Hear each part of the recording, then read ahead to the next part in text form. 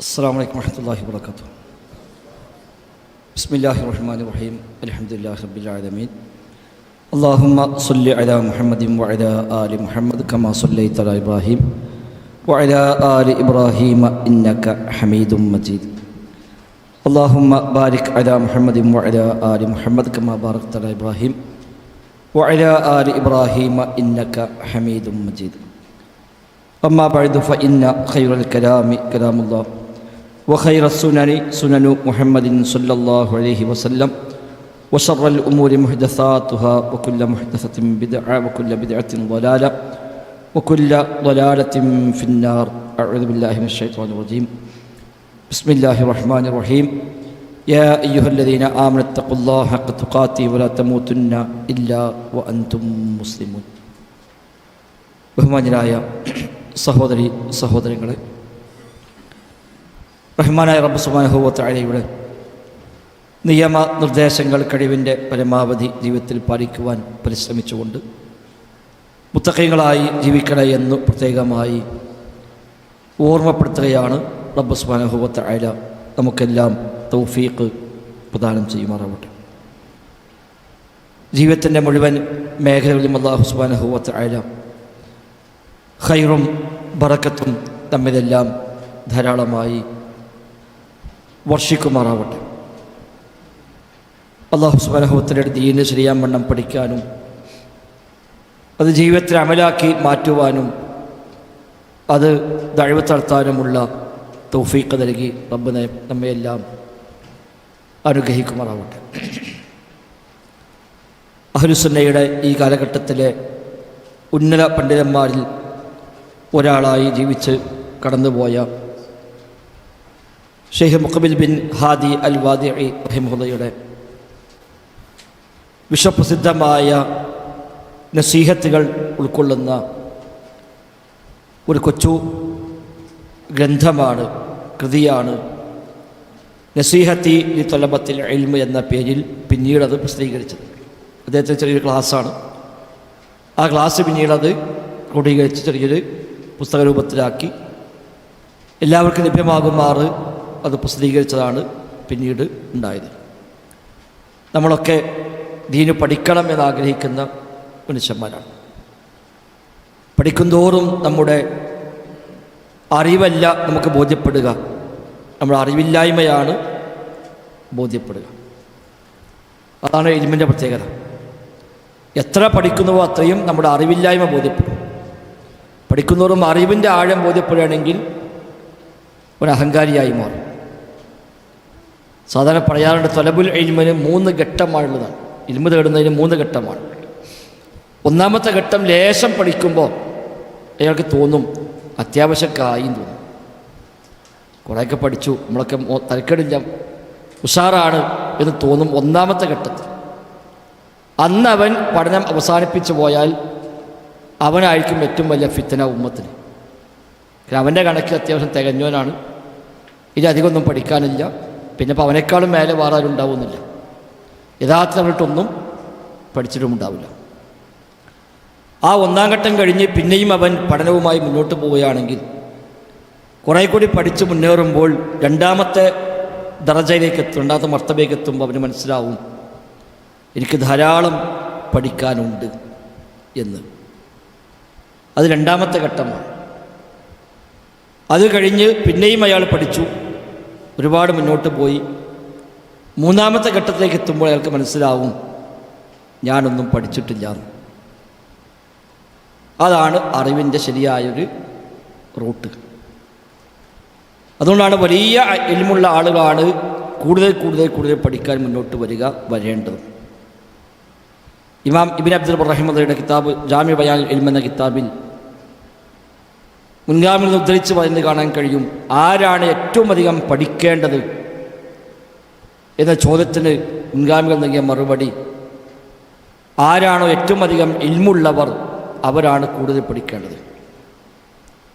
കാരണം അന്നൽ ഖത്അ മിൻഹും അഖ്ബഹു, അവരിൽ നിന്നൊരു അബദ്ധം സംഭവിച്ചാൽ അതാണ് ഏറ്റവും അധികം പ്രയാസമുണ്ടാക്കുക. ഒരു സാധാരണക്കാരൻ തെറ്റുപറ്റാൽ അയാൾക്ക് മാത്രമേ ബാധിക്കുള്ളൂ. അറിവുള്ള ഒരാൾക്ക് തെറ്റ് പറ്റിയാൽ ധാരാളം മനുഷ്യന്മാർക്ക് അത് തെറ്റായി പിന്നീട് മാറും. ഒരുപാട് ആളുകളെ ഈമാൻ തെറ്റാൻ ഒരു പക്ഷേ അത് പിന്നീട് കാരണമായി മാറിയേക്കാം. നമ്മളൊക്കെ തിരിച്ചറിഞ്ഞിരിക്കാം, നിങ്ങൾക്കിപ്പോൾ എന്താ പഠിക്കാൻ, നിങ്ങൾക്ക് അത്യാവശ്യം പഠിച്ചില്ലേ എന്ന് നമ്മൾ വീടുള്ള മനുഷ്യന്മാരെ കാണുമ്പോൾ ചോദിക്കും. അപ്പോൾ അതല്ല, അപ്പോൾ നമ്മൾ പഠിക്കും തോറും നമ്മുടെ ജഹാലത്ത് കൂടുതൽ ബോധ്യപ്പെടും. കടലിലേക്ക് ഇറങ്ങിയ പോലെ കടലിലേക്ക് ഒരു കാലം വെക്കുമ്പോൾ ആഴം കൂടുക ചെയ്യാം, അടുത്ത കാല് വെച്ചാൽ കുറച്ചുകൂടെ ആഴം കൂടും. കാല് വെക്കും തോറും ആഴം കൂടി പോവുകയും ചെയ്യാം. മേളിലെങ്ങനെ നോക്കുമ്പോൾ പ്രശ്നമൊന്നുമില്ല, നമുക്ക് ചാട എന്ന് തോന്നും. പക്ഷെ അങ്ങനെയല്ല, നമ്മൾ പഠിച്ചുകൊണ്ടേയിരിക്കണം. ജീവിതത്തിലുടനീളം പഠിക്കുക എന്നുള്ളത് നമ്മുടെ ഒരു പ്രധാനപ്പെട്ട ഒരു അജണ്ടയായി മാറണം. കിട്ടാവുന്ന അവസരങ്ങളൊക്കെ ഉപയോഗപ്പെടുത്തുക, മാക്സിമം ദീന് പഠിക്കുക. വിശിഷ്യ ഫിത്നകളും ഫസാദുകളും വ്യാപകമായി വരുന്ന ഇന്നത്തെ ചുറ്റുപാടിൽ അറിവിന് വലിയ പ്രാധാന്യം കൂടി വരികയാണ്. സ്വഹാബിയായ ഇബ്നു മസ്ഊദ് റളിയല്ലാഹു അൻഹു അന്ന് പഠിപ്പിക്കുന്നുണ്ട്, നിങ്ങളിപ്പോൾ ജീവിക്കുന്ന കാലം പണ്ഡിതന്മാർ ധാരാളമുള്ള കാലഘട്ടമാണ്. ചോദിക്കാൻ ആൾ കുറവാണ്, കൊടുക്കാൻ ആൾ കൂടുതലാണ്. അറിവുള്ളവർ ധാരാളമാണ്, പ്രസംഗിക്കാൻ ആൾ കുറവാണ്. അങ്ങനത്തെ കാലത്താണ് നിങ്ങൾ ജീവിക്കുന്നത് എന്ന് അദ്ദേഹം അന്ന് പറയാണ്.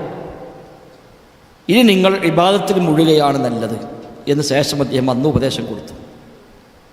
എന്നിട്ട് അദ്ദേഹം പറഞ്ഞു, ഇനിയൊരു കാലം വരും, അന്ന് ഖലീലുൻ ഫുഖഹാഉഹു കസീറുൻ ഖുതബാഉഹു, മതം ആഴത്തിൽ പഠിച്ച ആളുകൾ വളരെ കുറവായിരിക്കും, പ്രസംഗിക്കാൻ ധാരാളം ആളുകൾ ഉണ്ടാവുകയും ചെയ്യും. ചോദിക്കാൻ ആൾ ധാരാളം ഉണ്ടാകും, നൽകാൻ ആൾ കുറവായിരിക്കും.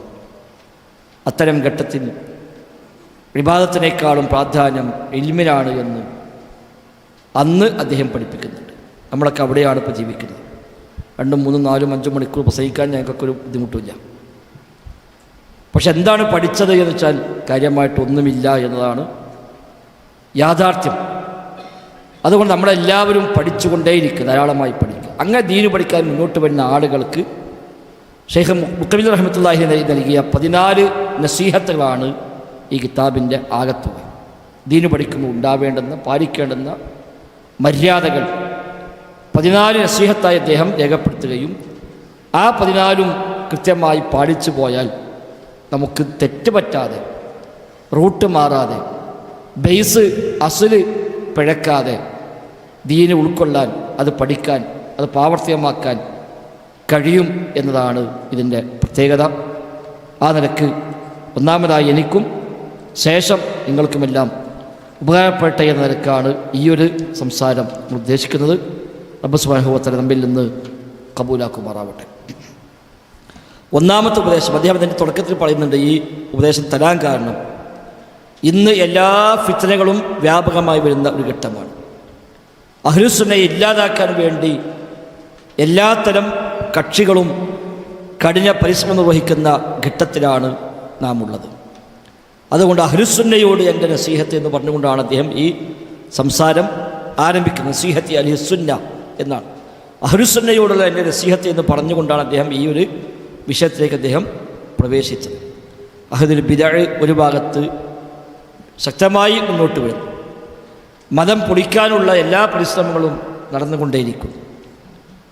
മതയുക്തിവാദികൾ, ലിബറൽ ചിന്താഗതിക്കാർ, മതത്തെക്കുറിച്ച് ഒരുപാട് ആശയക്കുഴപ്പങ്ങൾ സൃഷ്ടിച്ചുവിടാൻ പരിശ്രമിക്കുന്ന വിവിധ തരം ആളുകൾ, ഇവിടൊക്കെ ഇടയിൽ ജീവിക്കേണ്ടി വരുന്ന ഒരു വിശ്വാസിയെ സംബന്ധിച്ച് അറിവാകുന്ന ആയുധം കൈവശമില്ലെങ്കിൽ എവിടെയെങ്കിലുമൊക്കെ വെച്ച് നമ്മുടെ ഈമാൻ തെറ്റിപ്പോകാൻ സാധ്യതയുണ്ട്. പഴയ കാലത്ത് ആ ഒരു ദുരന്തം ഉണ്ടായിരുന്നില്ല. അന്ന് പോയി ചോദിക്കാം, അറിയില്ലെങ്കിൽ അറിയാമെന്ന് പറയും. ഇന്നതല്ല, ഇന്നൊരാൾ ചോദിച്ചാൽ ഒരു പക്ഷേ ആ ചോദിച്ചു എന്നതായിരിക്കും നമ്മൾ പഴച്ചു പോകാൻ കാരണമായി മാറുക. അത്രയേറെ ളലാലത്തിലേക്ക് ക്ഷണിക്കുന്ന ആളുകളാണ് ഇന്ന് എമ്പാടുമുള്ളത്. സോഷ്യൽ മീഡിയ ഒരുപാട് നന്മകൾ അതുവഴി വരുന്നുവെങ്കിലും ഒട്ടനവധി തിന്മകൾക്കത് നിമിത്തമായി മാറുകയും ചെയ്യുന്നു. അത്തരമൊരു സാഹചര്യത്തിൽ ദീനു പഠിപ്പിക്കുന്ന ആളുകൾക്കൊക്കെ തങ്ങളുടെ ജീവിതത്തിൽ അസലായി സ്വീകരിക്കാവുന്ന 14 നസീഹത്തുകളാണ് അദ്ദേഹം ഈ പ്രഭാഷണത്തിലൂടെ നമുക്ക് നൽകിയത്. റബ്ബ് സുബ്ഹാനഹു വ തആല അദ്ദേഹത്തിനും നമുക്കുമെല്ലാം അർഹമായ പ്രതിഫലം നൽകി അനുഗ്രഹിക്കുമാറാവട്ടെ. ദീന് പഠിക്കാൻ ഇറങ്ങുമ്പോൾ ഒന്നാമത്തെ നസീഹത്ത് അൽ ഇഖ്ലാസു ലില്ലാഹ്, അള്ളാഹുവിനോടുള്ള ഇഖ്ലാസ് പാലിക്കുക എന്നുള്ളതാണ്. ദീന് പഠിക്കുന്നത് വലിയ മഹത്വമുള്ള കാര്യമാണ്. ഏത് അമലും ഇഖ്ലാസ് ഇല്ലെങ്കിൽ പിന്നെ അതുകൊണ്ട് കാര്യമില്ല. ദീന് പഠിക്കാൻ ഇറങ്ങിപ്പുറപ്പെടുമ്പോൾ വ്യത്യസ്തമായ സ്വാർത്ഥമായ താല്പര്യങ്ങൾ കടന്നു വരും, സ്വാഭാവികമാണ്. പ്രത്യേകിച്ച് ഇന്നത്തെ ചുറ്റുപാടിൽ ദീനു പഠിക്കുക എന്നുള്ളത് പലപ്പോഴും ഇന്ന് നമ്മുടെ നാട്ടിലേക്ക് കോഴ്സായി മാറി. സർട്ടിഫിക്കറ്റ് കോഴ്സാണ് ദീനു പഠിക്കൽ. ഇപ്പോൾ ജാമിഅ അൽ ഹിന്ദ് അടക്കമുള്ള സ്ഥാപനങ്ങളിൽ പലരും അഡ്മിഷനൊക്കെ വരുമ്പോൾ ചോദിക്കരുത് ഇവിടെ പഠിച്ചാൽ എന്താ കിട്ടുക, ജോലി കിട്ടുമോ, എവിടെ കയറാൻ പറ്റുക, ഗവൺമെൻറ് ജോലി കിട്ടുമോ. അത് വേണ്ടെന്നല്ല, പക്ഷെ അസ്ലു നിയ്യത്ത് അതായിക്കൂടാ. അതിനു വേണ്ടി ദീനു പഠിക്കുന്ന ദുരന്തം ഇന്ന് പൊതുവെ ലോകവ്യാപകമായി ഉള്ള കാര്യമാണ്. അഫ്ദൽ ഉലമ കോഴ്സ് നമ്മുടെ നാട്ടിലൊക്കെ വന്നു, അതിന് ഗവൺമെൻറ് അംഗീകാരം കൊടുത്തു.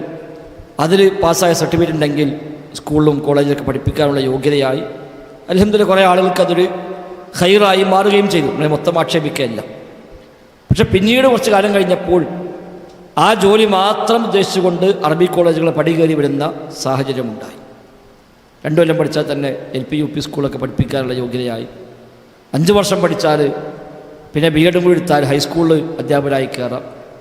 പിന്നെ 55 വയസ്സ് വരെ ടെൻഷനില്ലാതെ ശമ്പളം വാങ്ങിപ്പോകാം. അത് കഴിഞ്ഞാൽ മരിക്കുന്നവരെ പെൻഷൻ വാങ്ങാം. മരിച്ചാൽ പിന്നെ ഭാര്യയ്ക്കും പെൻഷൻ കിട്ടും. അപ്പം ടെൻഷനൊന്നുമില്ല. അവസാനം അസ്ലു നിയ്യത്ത് ഇതായി മാറി. അതൊരു ദുരന്തം തന്നെയാണ്. അപ്പോൾ സിലബസുകൾ കുറഞ്ഞു. മാറി മാറി വരുന്ന സർക്കാരുകൾക്കാണെങ്കിൽ പ്രത്യേകിച്ച് അഖീദ പഠിപ്പിക്കാനോ അല്ലെങ്കിൽ ദീന് പഠിപ്പിക്കാനോ താല്പര്യം ഉണ്ടാവില്ല. അറബി ഭാഷ പഠിപ്പിക്കുന്ന കോഴ്സ് എന്ന രൂപത്തിൽ സർക്കാരുകൾ അതിനെ കാണുള്ളൂ. നമ്മുടെ നാട്ടിൽ അതേ പറ്റുകയുമുള്ളൂ. നമ്മുടെ രാജ്യത്തിന് മതം ഇതൊരു ദുരന്തമായി മാറിയിട്ടുണ്ട്. ആളുകൾ ദീനു പഠിക്കാൻ വരുന്നത് പലപ്പോഴും സർട്ടിഫിക്കറ്റുകൾക്ക് വേണ്ടിയാണ്, ജോലികൾക്ക് വേണ്ടിയാണ്. അത് വലിയ നഷ്ടമാണ് യഥാർത്ഥ അത്തരം ആളുകൾക്ക് നൽകുക. അറിവുണ്ടാകണം, അത് അമലാക്കി മാറ്റണം, അത് ദഅവത്ത് നടത്തണം, ദീന് ഖിദ്മത്ത് ചെയ്യണം. ഇതിനു വേണ്ടിയാണ് യഥാർത്ഥത്തിൽ ദീനു പഠിക്കേണ്ടത്. അതാണ് അൽ ഇഖ്ലാസു ലില്ലാഹ് എന്ന് പറയുന്നത്. വേറെ ഉദ്ദേശങ്ങളൊന്നുമില്ല. എന്തിനാ പഠിച്ചത്? അള്ളാഹ്ക്ക് വേണ്ടി, വേറെ ഒന്നുമില്ല. ഈ പഠിച്ചുകൊണ്ട് എന്ത് കിട്ടും വെച്ചാൽ പരലോകത്ത് കൂലി കിട്ടും, നമ്മുടെ അഖീദ ശരിയായി കിട്ടും, എൻ്റെ അമലുകൾ ശരിയായി കിട്ടും, എനിക്കത് പ്രകാരം ശരിയായ വിശ്വാസിയായി ജീവിക്കാൻ കഴിയും. ഞാനുമായി ബന്ധപ്പെടുന്ന പരിസരങ്ങളിൽ വല്ലതുമൊക്കെ പകർന്നു കൊടുക്കാൻ പറ്റിയാൽ അൽഹംദുലില്ലാഹ് അതൊരു ഇരട്ടി ലാഭവുമാണ്. ഇതായിരിക്കാം ദീനു പഠിക്കാൻ മുന്നോട്ട് വരുമ്പോഴുള്ള അസ്ലു ഉദ്ദേശം. പക്ഷേ ഈ വഴിയിലേക്ക് ഇറങ്ങുമ്പോൾ ആദ്യം ഇഖ്ലാസ് ഉണ്ടാവുകയില്ല. നമ്മൾ കുറച്ചൊക്കെ പഠിച്ചപ്പോഴേക്കും തോന്നും ഞാൻ ഉഷാറാണ്, തിരക്കിടില്ല, മറ്റുള്ള പലർക്കുമൊന്നും വിവരമില്ല. നമ്മളൊക്കെ അത്യാവശ്യമൊക്കെ കുറേ ക്ലാസ് കേട്ടു, കുറേ പുസ്തകം കേട്ടു, ഹുസൈൻ സലഫിനെ കുറേ വഴുത് കേട്ടു. അതുകൊണ്ട് നമുക്ക് കുറേയൊക്കെ ഒരു വിവരമുണ്ടായി. നമ്മൾ നാട്ടിൽ ചെന്ന് നോക്കുമ്പോൾ നമ്മളായിട്ട് ബന്ധപ്പെടുന്ന പലർക്കും ഇതൊന്നും അറിയില്ല. അപ്പോൾ നമ്മളൊക്കെ കുറച്ച് ഉഷാറാണ് എന്ന് തോന്നൽ വരും. തർക്കിക്കാൻ വേണ്ടി പഠിക്കുന്ന ആളുകളുണ്ടാവും. തർക്കിക്കാൻ, ഉത്തരം മുട്ടിക്കാൻ, പ്രത്യേകിച്ച് ഈ വാട്സപ്പ് ഗ്രൂപ്പിലൊക്കെ വരുന്ന ചർച്ചകൾ അങ്ങനെയാണ്. അവിടെ പലപ്പോഴും നമ്മളെ ഷഹ്വത്ത് തീർക്കാനാണ് ചർച്ച എടുക്കുന്നത്. മറ്റൊരു വോയിസ് ഇടും, അപ്പോൾ ഇതിന് വലിയ വോയിസ് അങ്ങോട്ട് ഇടും.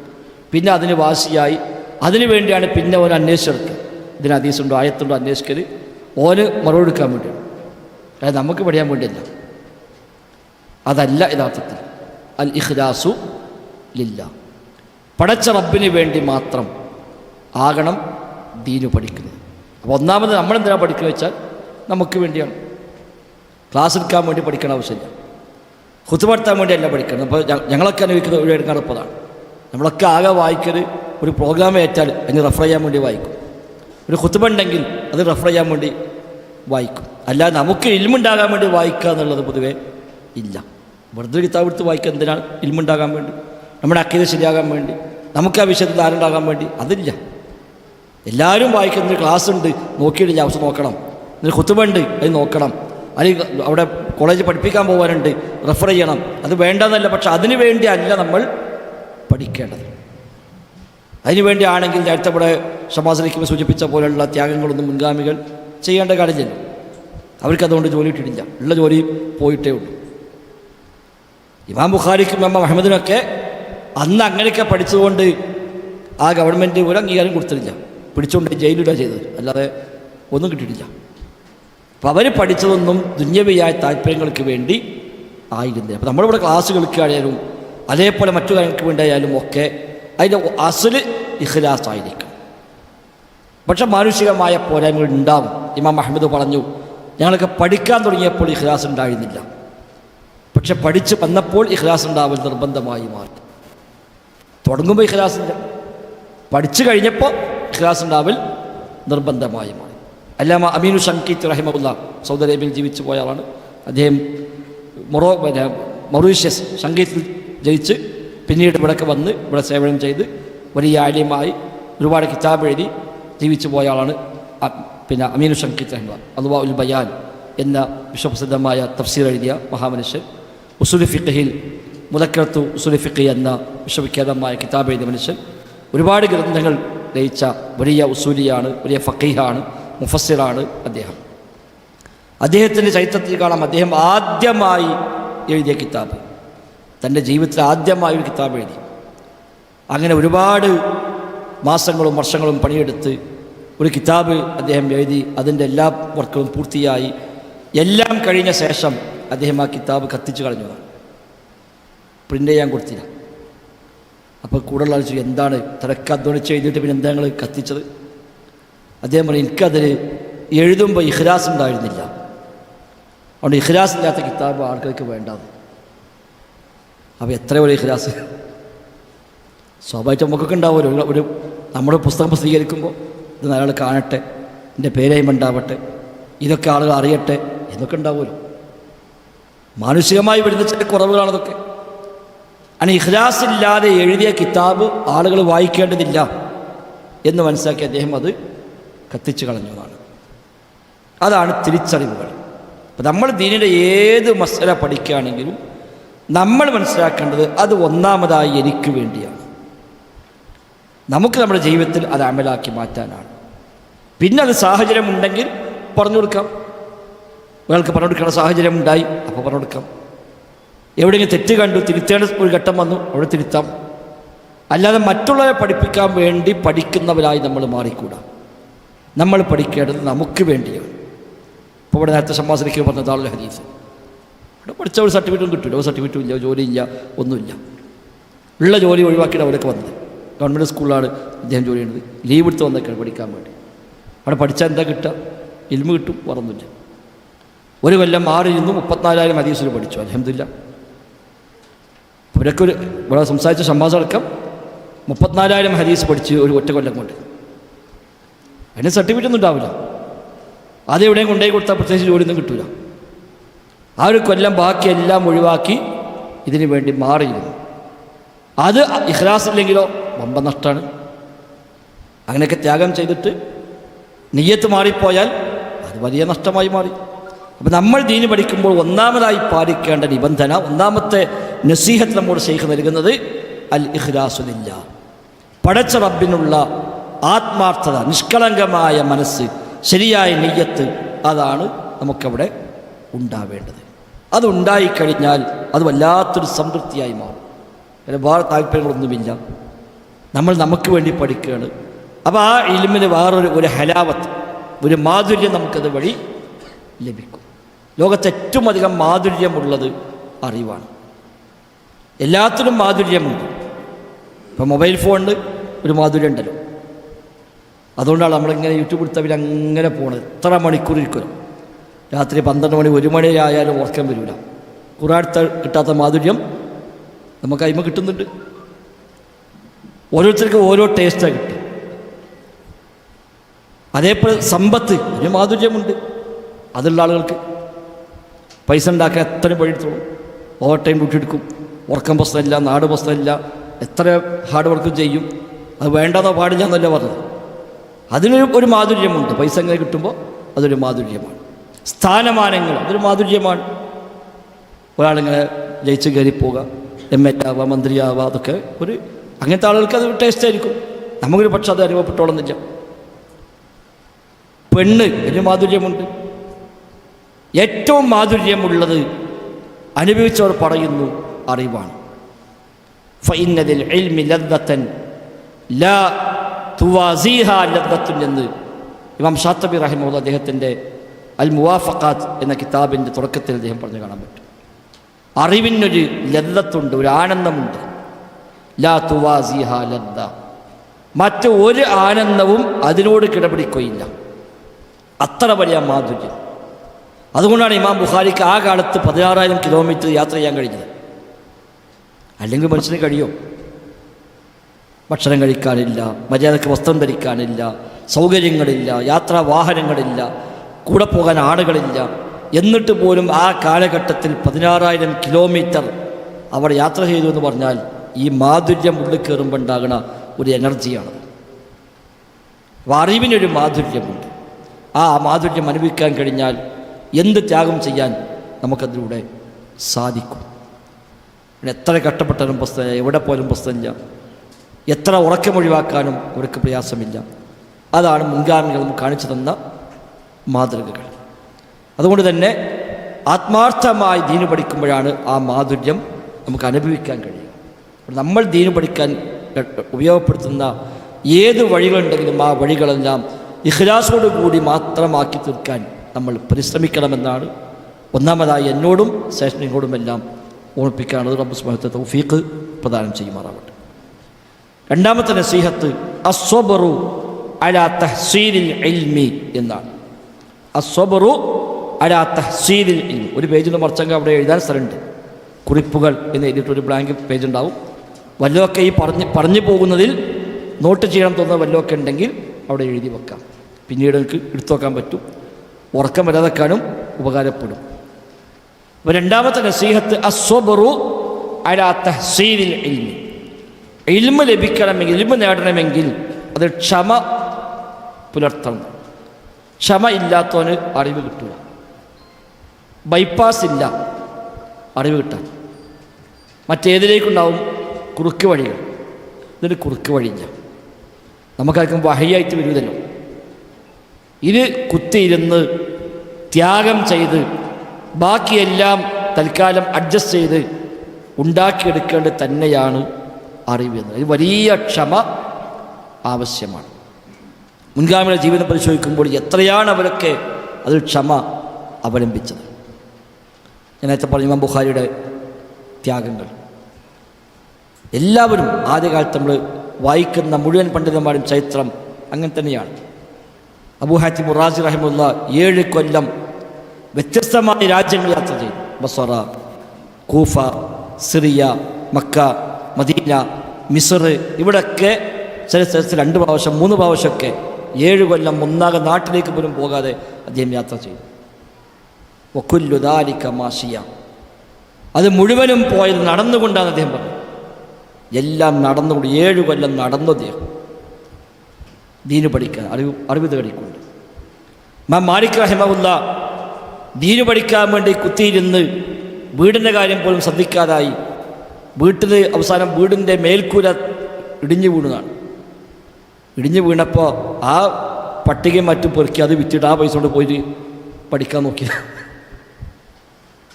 അതാണ് അവിടെ ഒരു ത്യാഗം.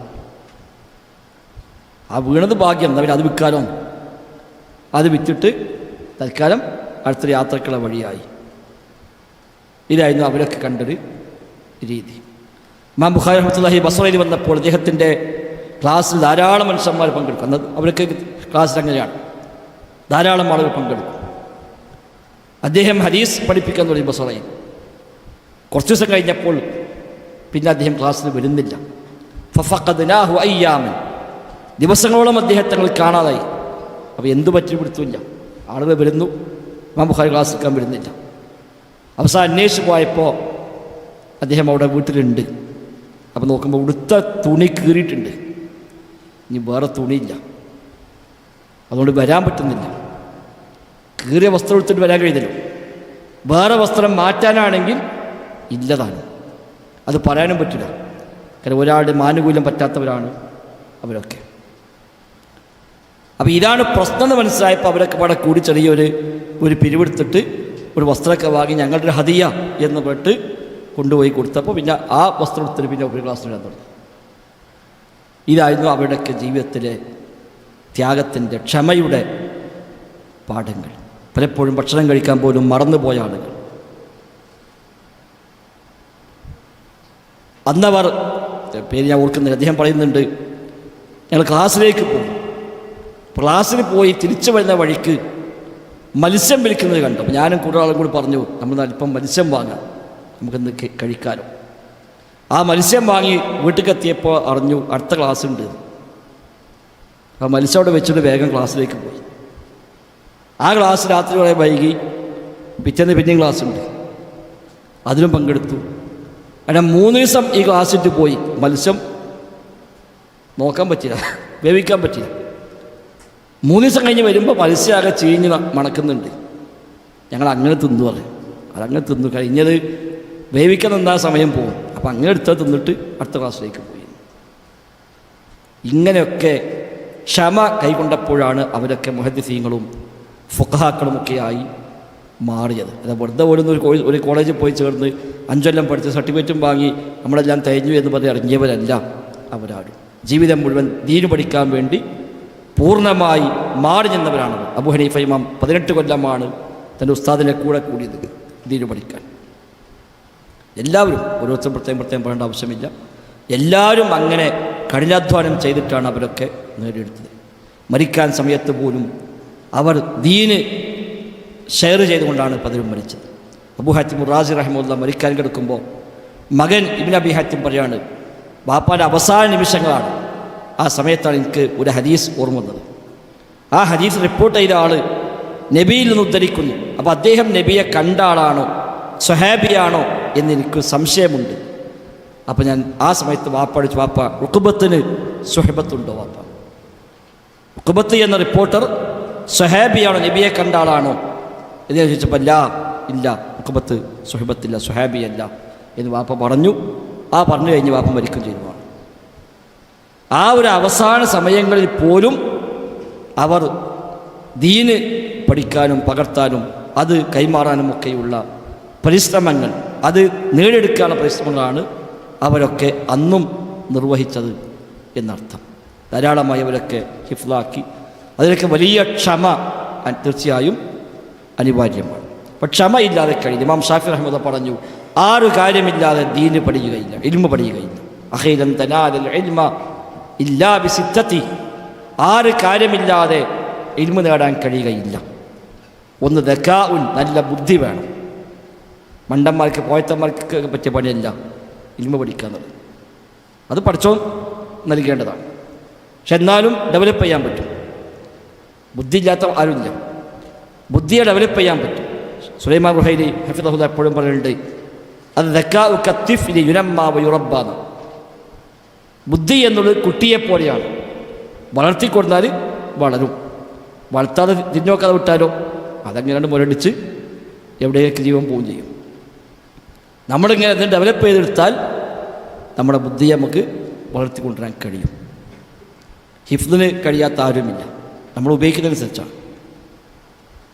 എല്ലാവർക്കും ഹിഫ്ദാക്കാൻ പറ്റും. ഓരോരുത്തർക്ക് ചെറിയ ചെറിയ വ്യത്യാസങ്ങൾ ഉണ്ടാകും എന്ന് മാത്രമേ ഉള്ളൂ. നമ്മൾ എത്ര കണ്ട് ഉപയോഗിക്കുന്നുവോ അതനുസരിച്ചിട്ട് അവരപ്പോൾ പഴയ കാലത്ത് നമുക്ക് എത്ര മൊബൈൽ ഫോൺ കാണാപ്പാടായിരുന്നു.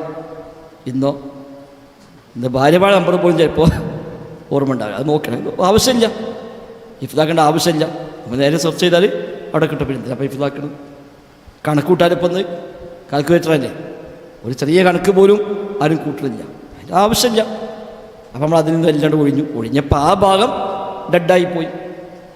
അതല്ല ഡെവലപ്പ് ചെയ്തെടുത്താലോ കഴിയും, അന്നും പ്രശ്നമുള്ള കാര്യമില്ല.